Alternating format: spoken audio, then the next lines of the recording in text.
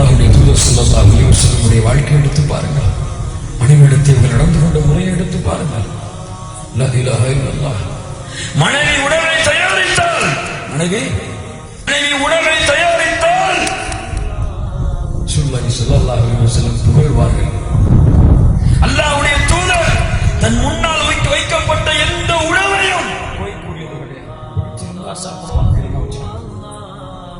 எத்தனை பேர் இன்னைக்கு மனைவி சமைக்கக்கூடியதை புகழ்றது? எத்தனை பேரு மனைவி இவ்வளவு கஷ்டப்பட்டு சமைக்கிறாங்க, ஏமா எவ்வளவு அழகா சமைக்கிறோமா அப்படின்னு சொல்லி புகழ்றது. உப்பு இருக்காது, தெரியாம மறந்துருப்பாங்க மனைவி. அதுக்கு சண்டையா பார்த்தீங்கன்னா, உப்பு ஏன் நீ போடல, ஏன் நீ இப்படி சமைச்ச, யாருக்கு நீ சமைக்கிற, நீ வேணுமுன்னே இப்படி செய்தியா? கண்ணியத்துக்குரியவர்கள், மனைவி கணவனை புகழ்ந்து, கணவன் மனைவியை புகழ்ந்து நம்முடைய வாழ்க்கை நிம்மதியான வாழ்க்கையாக இருக்க வேண்டும். நரக வாழ்க்கையாக பூமியிலே மாறிவிடக்கூடாது. இன்ஷா அல்லாஹ்.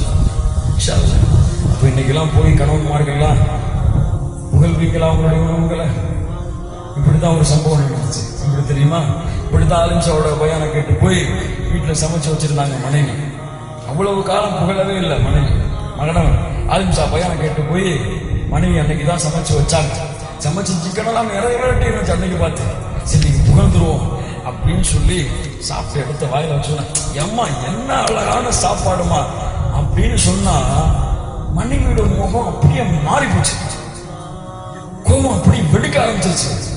அப்படி முகமெல்லாம் ரொம்ப செவந்து போச்சு. கணவன் பார்த்தா, என்ன நம்ம ஏதாவது தப்பா சொல்லிட்டோமா, ஆலிம்சா தப்பா சொல்லி கொடுத்துட்டாரா அப்படின்னு யோசிக்க ஆரம்பிச்சாங்க.